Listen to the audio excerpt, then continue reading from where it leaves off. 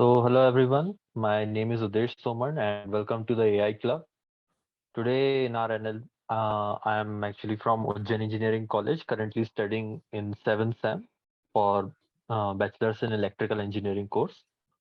So today we are going to look at another Spacy demo. In the most of the things we have done in previous Spacy demo as well, but couple of new things we'll see. So just for the sake of completeness, we'll go through the entire Spacy demo.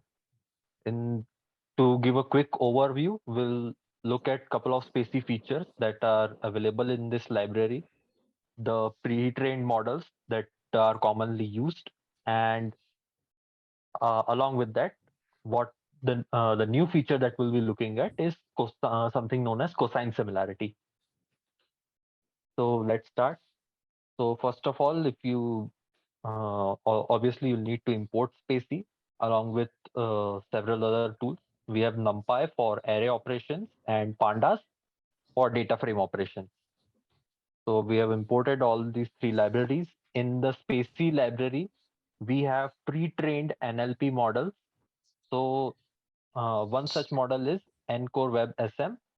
We load this model using spacy.load, and we instantiate it as NLP. So whenever I call NLP, it will be our Spacy model. These models are pre-trained and available in Spacy. And for the first time when you use it, you will have to download them using the Python command. Once you have downloaded them, you can use them as many times as you want.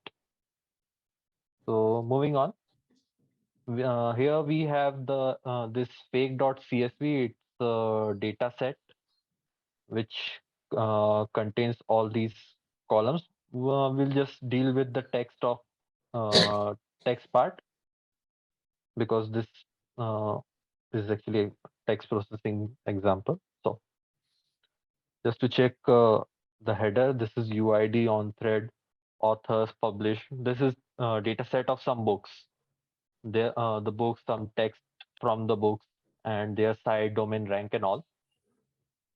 Will not go much into the detail of data set. What we'll need for our demo is this title column.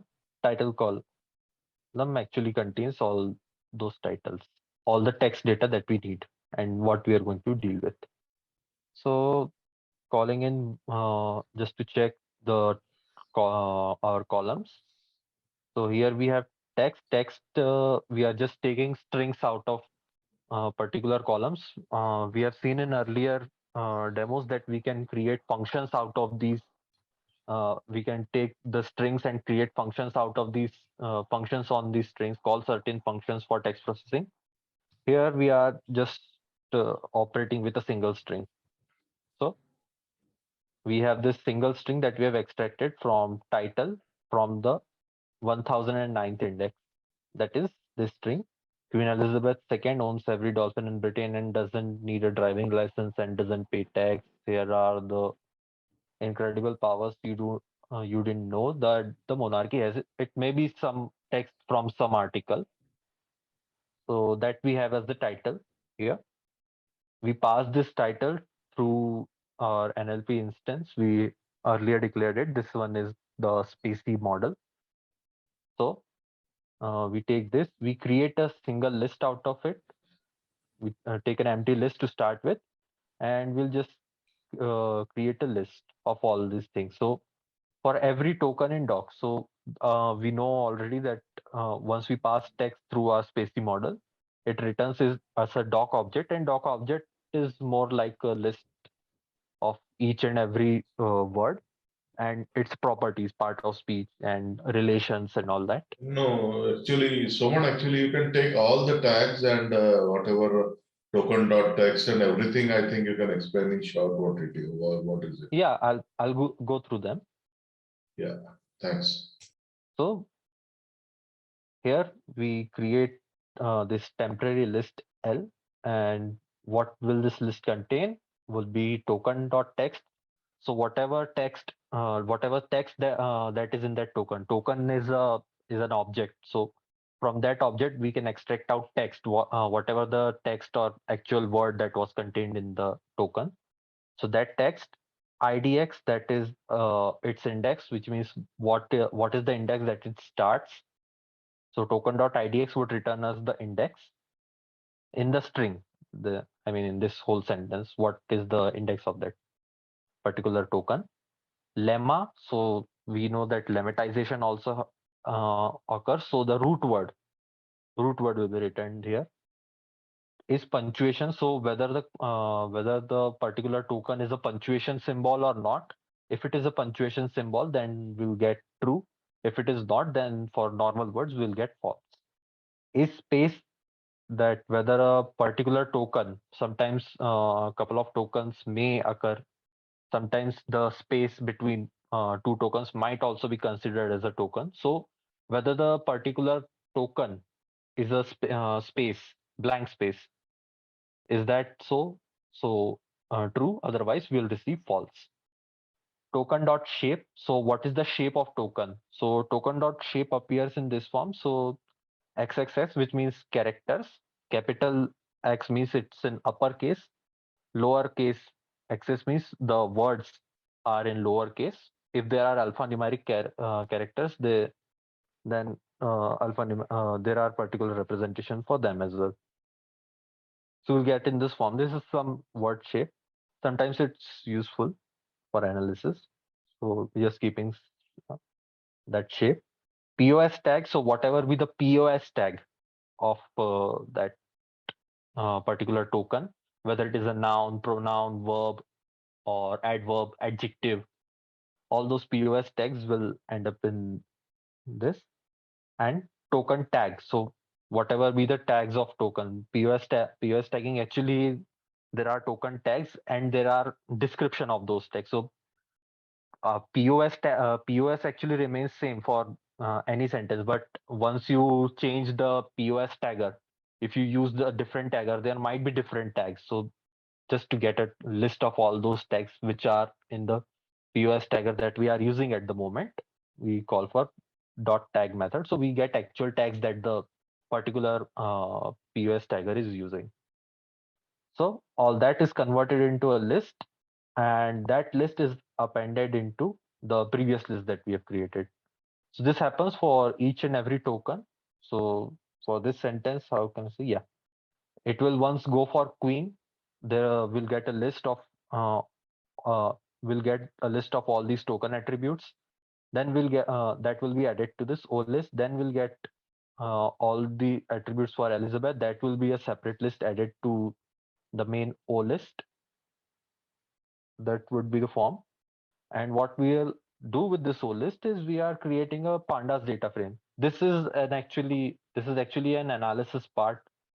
So we are just, in order to visualize it clearly and see that all in a tabular format, we are converting the whole list. Remember, here we have a two-dimensional list. The whole O list contains separate lists, each containing all these attributes of a token. So each row within the O list would represent a row in our data frame. That is for all those, and in order to call the columns, we declare columns in this data frame. So we call dot columns, and we rename our columns. Earlier we did not provide any names for our columns, so right now we provide names to our columns. So in the same order that we have called the tokens. So first token was text, so we called text. Second was index, so we call this second column start index. Lemma, punctuation, and so on.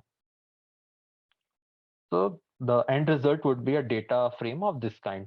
You can visualize it. You can maybe, if you want to visualize it using Matplotlib and Seaborn, you can do that as well. You have all the data in front of you in this form. So each word, its lemma, its starting, ending index, whether it's punctuation or not, just space or not. So if you want to make some kind of machine learning model out of this data, you can do that as well. For now, this is just for analysis purpose. Let me move on. So you see, our entire sentence that we have seen earlier is converted into this data frame, which gives us the characteristics of each and every word, whatever the attributes that we have called on that token.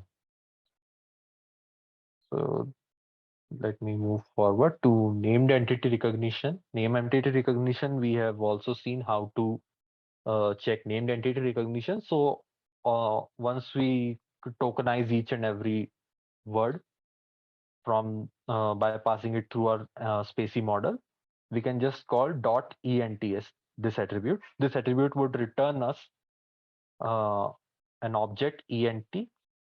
This object ent would contain everything that we need for named entity recognition. So if you want the text out of entity, if you want to see what is the string or whatever is the text of that entity, you can call .text .label underscore. .label underscore would give you entity type, so entity label. Here Britain is GPE, that stands for that geographical positional entity. So Britain GPE. So for our text, we again create a simple list and iterate it over all the entities that are found in our doc. So doc ENTS would return us each and every entity, each and every token that is an entity, to be more precise. And we create it, we make a list out of this and append it to the main list. So again, two-dimensional list. We convert this list into a data frame and name our columns that as text and entity type, whatever is the type of entity. So dot label would give us entity type, then it will end up here. So in our current sentence, actually the for the NLP model, there are more entities, but the NLP model, the N-core WebSM that we are using, is only able to identify Britain as the entity. Maybe for a more enhanced model, or we have seen one session where we add more custom entities to our model. If we use that, we can recognize other entities as well.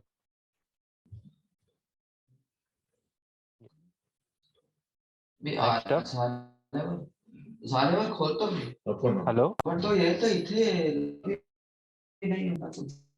Is there any doubt? I'm hearing some noise. Yeah, 1 minute. Yeah, just I want to add here something is that this is a today's class is function is the demo of species models, species functions, and it is not we are not trying to do here a complete analysis or a complete end-to-end self-contained example. So we are giving a demo of whatever facilities or whatever functions are available in Spacy, so that whenever you do your sentiment analysis or any kind of analysis, you can use these functions to your advantage in your own problems. So you have to use them judicially, like whatever way you want. Okay, so that's how the today's class is structured for. Okay, so let us go ahead. So, Okay. So Spacy also comes with couple of display features, creating these amazing displays. So if you want to see named entities in a sentence printed on your screen, so like this here, your named entity is highlighted with its kind written uh, on the lower side. So for that, we have Displacy built within Spacy. So from Spacy, we can import Displacy, and we have to call this method dot render. So for dot render, we pass our doc object. Doc object obviously contains all those tokens and whatever be the named entities. So using the doc object, it will create this kind of display out of our sentence. Remember here for style, we have to put ENT. ENT would means it would highlight the entities. If we have to use a separate command for dependency chart. I'll come to that in some time. But here for now, since we are just highlighting the entities and seeing its type, for that you have to set style is equals to ENT, and Jupiter is equals to true. Jupiter is equals to true for enabling inline display, like we did with Matplotlib. Yeah, so here I For want to add one thing here is that, like strictly speaking, Queen Elizabeth II also can be an entity.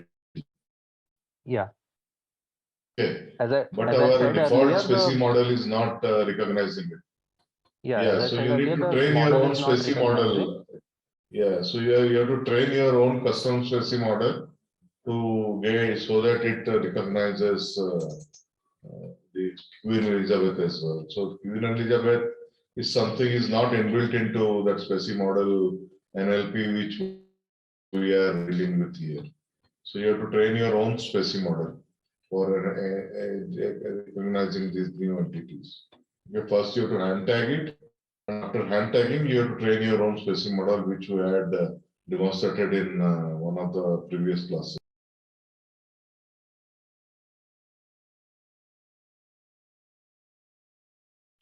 Okay, so moving forward, we can also, if you see here, the named entity is by the highlighting method is by default selected by the display C, but we can customize that as well.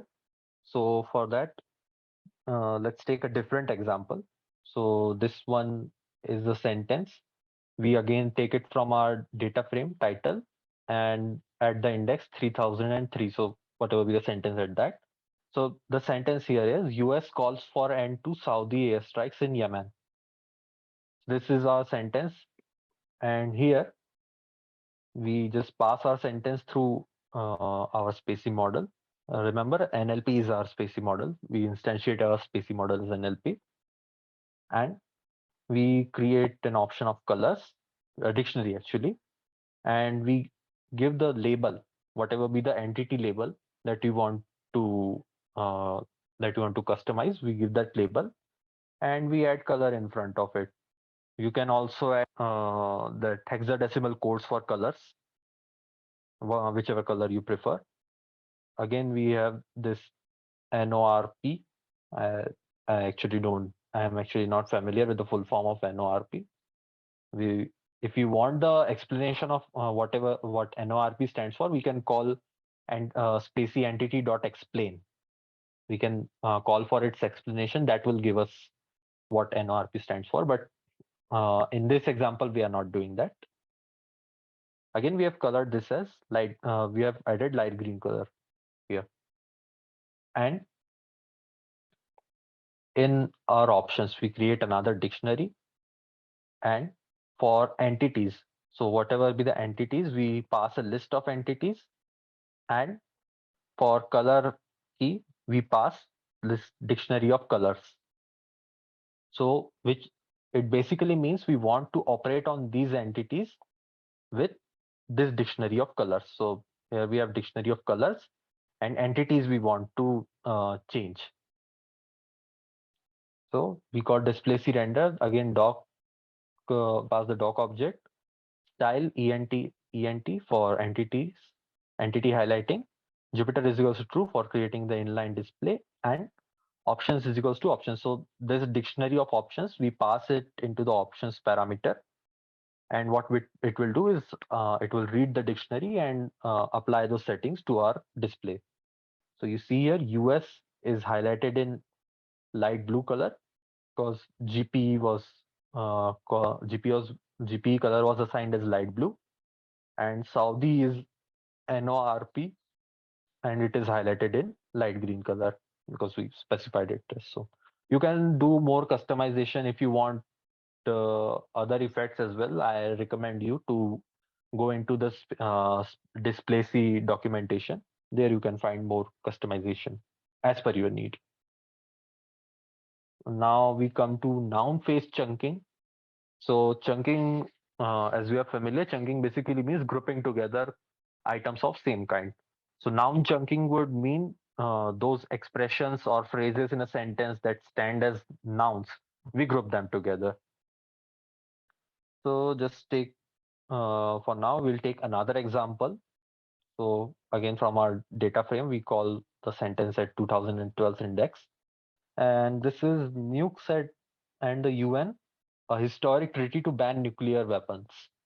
This is the text here, and we again pass it through our Spacy model so we can get the doc object. Everything we do using Spacy is actually done on the doc object. So again, a list to hold all the rows for chunk in doc.noun chunk. So by calling noun underscore chunks, we can get all the noun chunks out of our doc object, means from our doc object created by from our sentence. So we can get all the noun chunks, and from these noun chunks, we append chunk.text.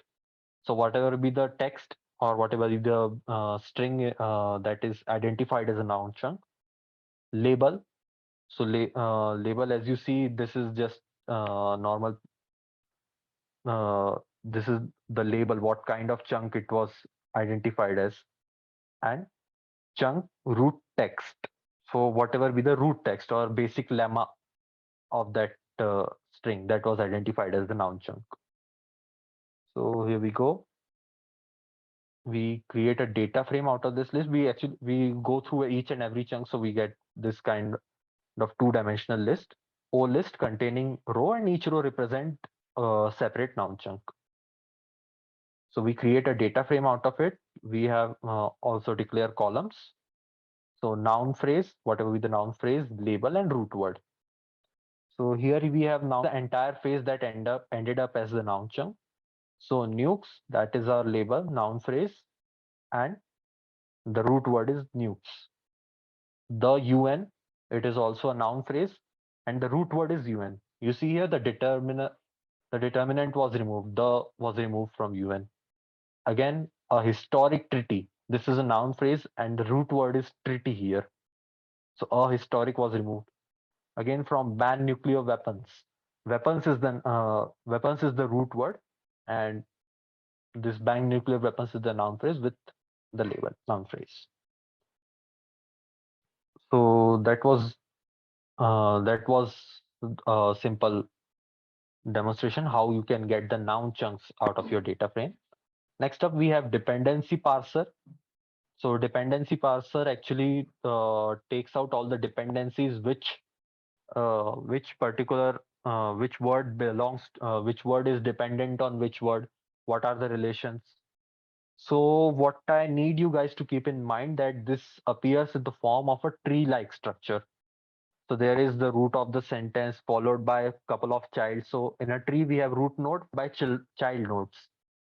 So uh, here the we have to remember that this whole thing is in the form of tree structure, tree data structure. So again, we pass another sentence through this. Okay, it was again our same sentence, Queen Elizabeth. Again, we have a list, and for each token we append. And this time we take the main text. We take dependency. What is the dependency of that particular word or particular token? Token head text, which means which token it was related to, or the parent node. The parent node we can get using this head position.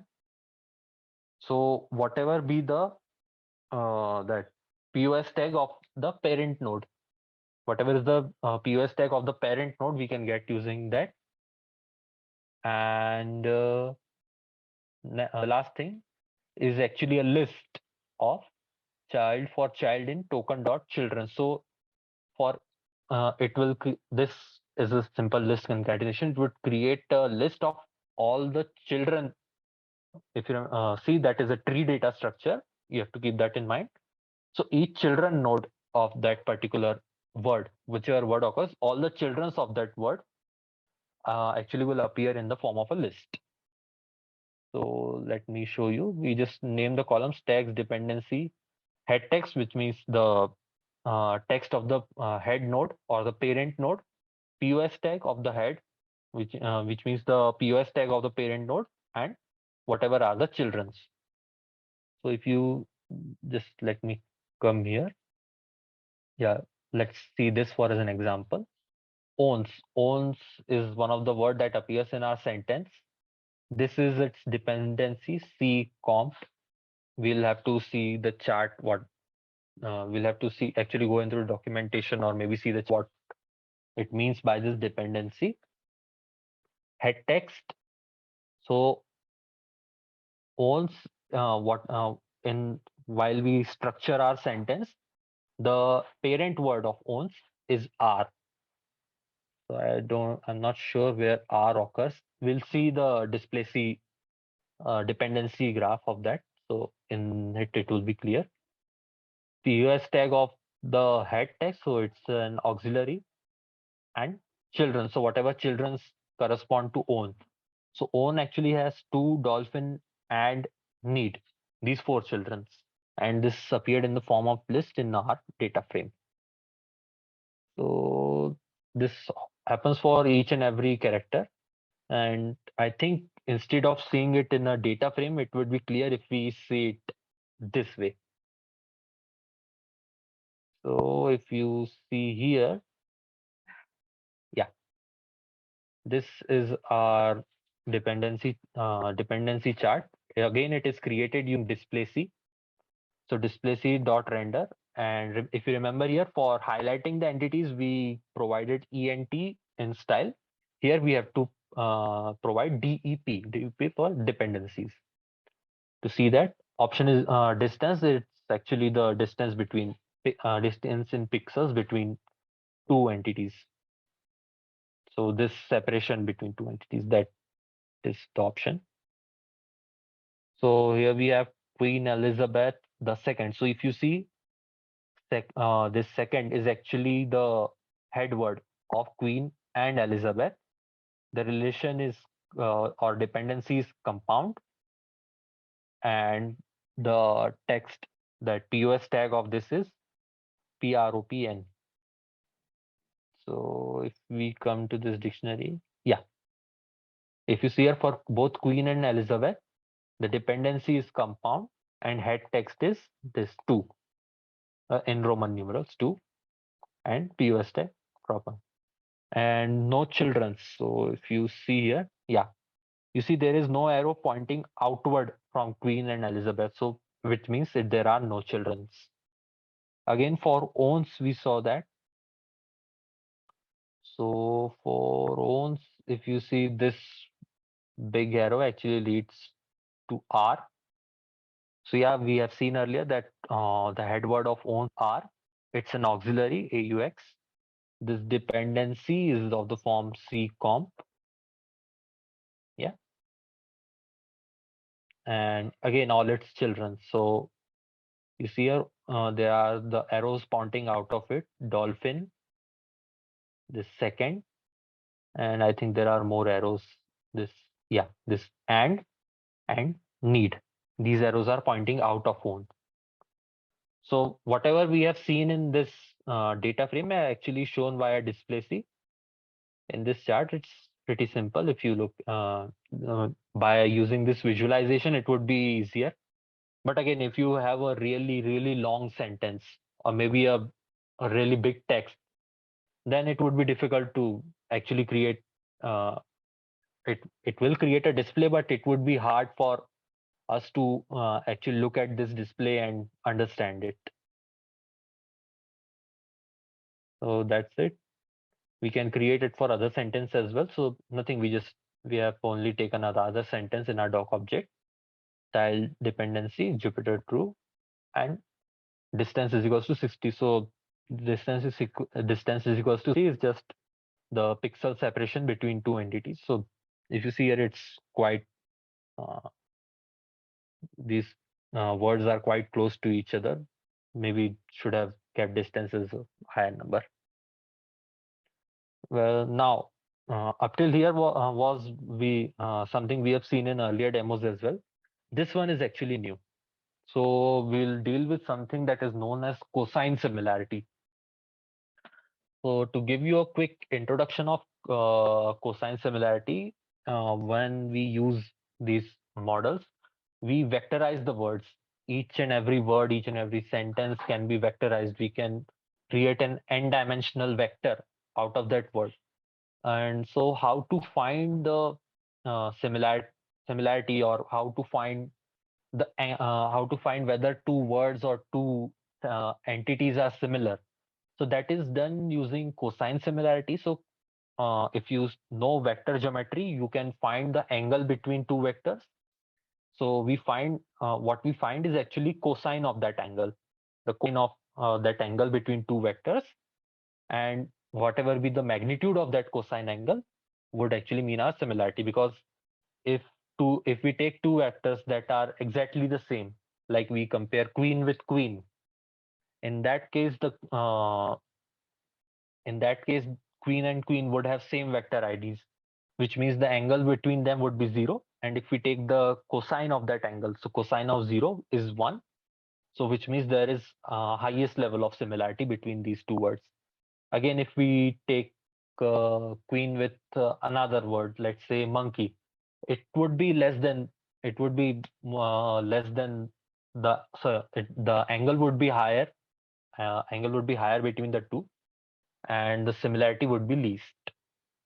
And in okay, so and in case two words are exactly opposite, I am hoping, I haven't seen an example so far, but I am seriously hoping that there is something for cos 180 degree, that would be that would make -1.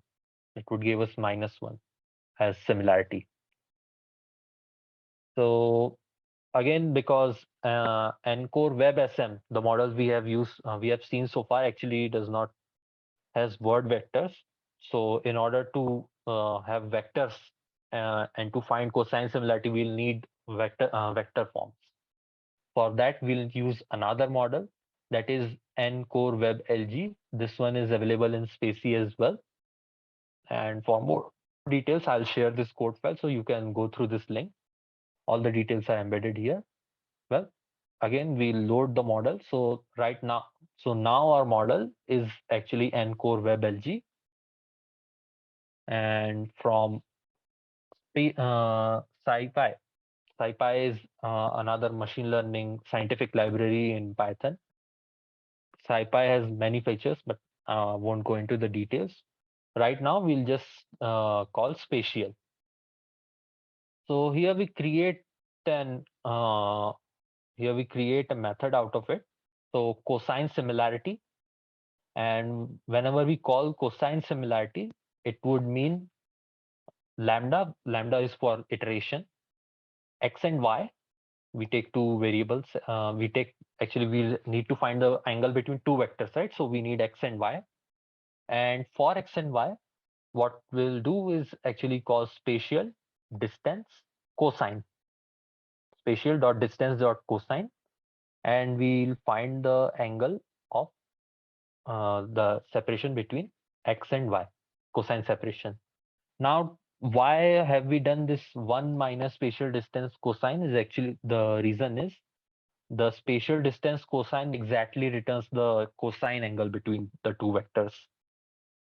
If you go into the documentation, you will find a different formula. So in order to convert it back into the cosine similarity, we'll need to just subtract one out of it. There is actually the formula of cosine distance between the two vectors, and Someone we can show in the documentation how that spatial dot cosine similarity looks like.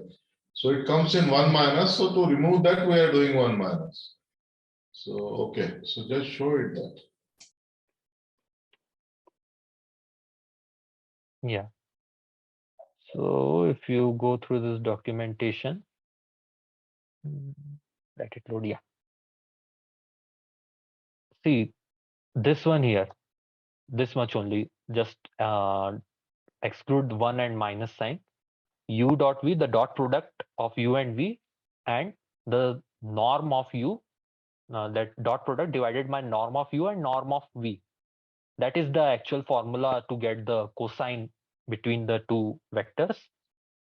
Since here it is subtracted from -1, in order to cancel that out and to get the actual cosine value, we'll subtract it from -1.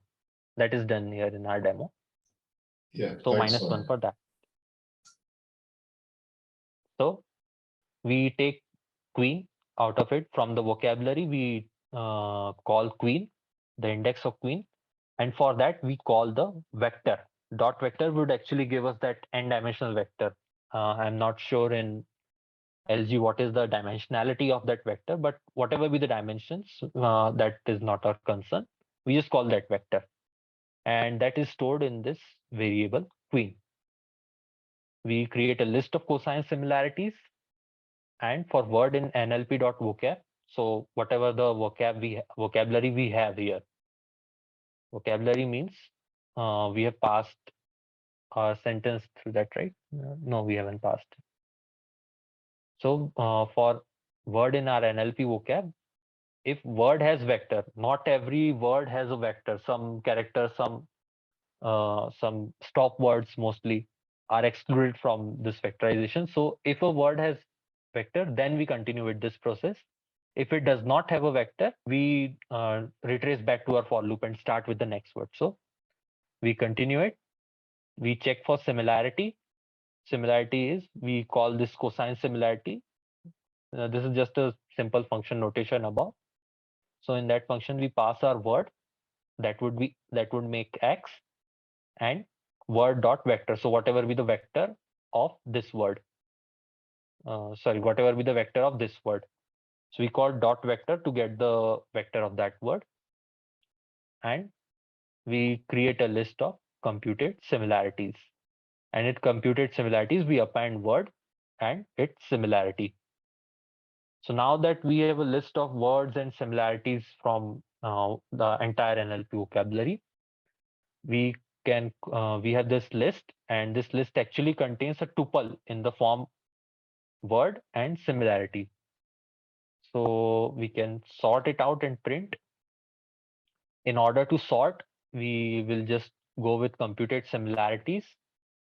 Key is equals to lambda item. So we would be iterating it over items. Item one would correspond to actually similarity. So we'd be sorting our this list, computed similarities list, that will be sorted according to the item one, that would be similarities. We are sorting them in order of similarities.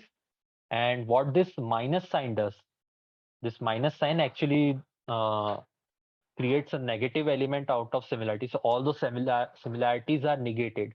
They are multiplied with -1, and then they are sorted. So what helps is, instead of sorting it in descending order, or calling reverse is equals to true, we have added minus sign. So that is equivalent of sorting it in descending order.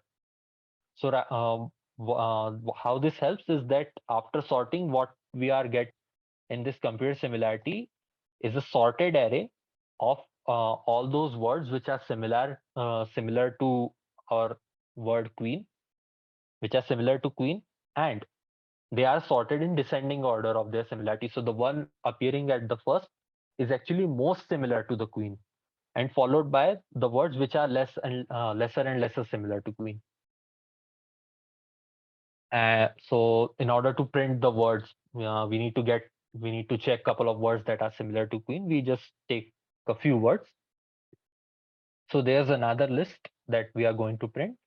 So w.0. So if you see here, for each iteration, it would take one item out of this computed similarities, and the iteration would be a tuple.